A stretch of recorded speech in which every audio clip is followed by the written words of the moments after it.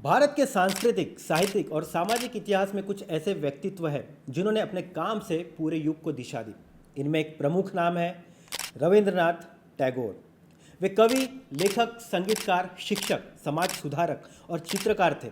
इन सभी रूपों में उन्होंने भारत का नाम पूरी दुनिया में रोशन किया। तो चलिए उनके इस प्रेरणादायक जीवन यात्रा को करीब से देखते हैं।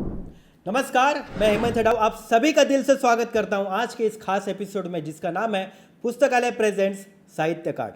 और आज हम किसके बारे में जानने जा रहे हैं ये तो आपको समझ ही आया होगा। तो चलिए देर न करते हुए आज का एपिसोड शुरू करते हैं। लेकिन अगर आप हमारे चैनल पर नए हैं तो सब्सक्राइब जरूर कीजिए ताकि आपको हमारे ऐसे ही एपिसोड सबसे पहले देखने को मिले। अगर आपको ये एपिसोड अच्छा लगे तो लाइक करें, शेयर करें। और हाँ, एपिसोड के अंत में हम एक सवाल भी पूछेंगे, उसका जवाब आपको ज़रूर देना है। तो चलिए शुरू करते हैं। रविंद्रनाथ टैगोर का जन्म 7 मई 1861 को कलकत्ता में हुआ था। उनका परिवार समृद्ध और बुद्धिजीवी था। उनके पिता का नाम था देवेंद्रनाथ टैगोर, जो एक प्रसिद्ध दार्शनिक थे, और माँ का नाम था शारदा देवी। टैगोर बचपन से ही बहुत संवेदनशील और कल्पनाशील थे। उन्हें पारंपरिक स्कूलिंग पसंद नहीं थी और इसलिए उन्होंने घर पर ही शिक्षा ली। प्रकृति, संगीत और कविता उनके बचपन के सबसे अच्छे दोस्त थे।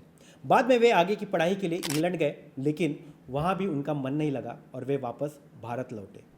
टैगोर सिर्फ कवि ही नहीं थे, वे एक शानदार संगीतकार और चित्रकार भी थे। उन्होंने लगभग 2300 से भी ज़्यादा गीत लिखे जो रविंद्र संगीत के नाम से जाने जाते हैं। उनके गानों में बंगाली लोक संगीत और पाश्चात्य शैली का सुंदर मेल है। उन्होंने भारत का राष्ट्रगान जन गण मन और बांग्लादेश का राष्ट्रगान अमार सोनार बांग्ला भी लिखा था। उनकी चित्रकला में कल्पना, भावनात्मक गहराई और मौलिकता नजर आती है, जिसका असर आधुनिक भारतीय कला पर भी पड़ा है। शिक्षा के क्षेत्र में टैगोर ने एक नई सोच को जन्म दिया। उन्होंने 1901 में शांति निकेतन की स्थापना की, जहां बच्चों को प्राकृतिक वातावरण में रचनात्मक तरीके से शिक्षा दी जाती थी। बाद में यह संस्था विश्व भारती विश्वविद्यालय के नाम से जानी गई। जब 1919 में जलियांवाला बाग हत्याकांड हुआ तो टैगोर ने ब्रिटिश सरकार द्वारा दिया गया नाइटहुड सम्मान लौटा दिया।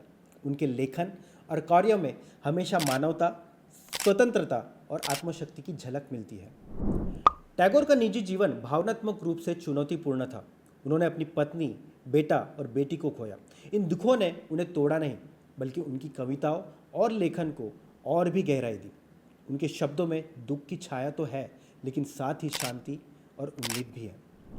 तो रविंद्रनाथ टैगोर का जीवन एक प्रकाश की तरह था जो अंत तक जलता रहा। 7 अगस्त 1941 को कोलकाता में उन्होंने इस दुनिया को अलविदा कहा, लेकिन उनका काम, विचार और साहित्य आज भी हमारे दिलों में जिंदा है। रविंद्रनाथ टैगोर सिर्फ एक साहित्यकार नहीं थे, वे एक युग थे। उन्होंने अपनी लेखनी, संगीत, विचारों और शिक्षा के दृष्टिकोण से भारतीय समाज को नई दिशा दी। आज की पीढ़ी के लिए वे एक प्रेरणा स्रोत है। उनके कार्यों ने भारतीय संस्कृति को अंतर्राष्ट्रीय पहचान दिलाई और उनके दिखाए रास्ते पर चलना ही उन्हें सच्ची श्रद्धांजलि होगी।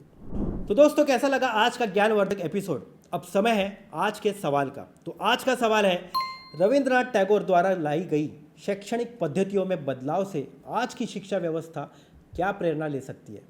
अपना जवाब जल्दी से कमेंट में बताइए। और हाँ, आज के एपिसोड को लाइक करें, शेयर करें। चलो मिलते हैं अगले एपिसोड में एक नई यात्रा के साथ। तब तक कुछ ना कुछ पढ़ते रहिए, क्योंकि पढ़ोगे तो बढ़ोगे।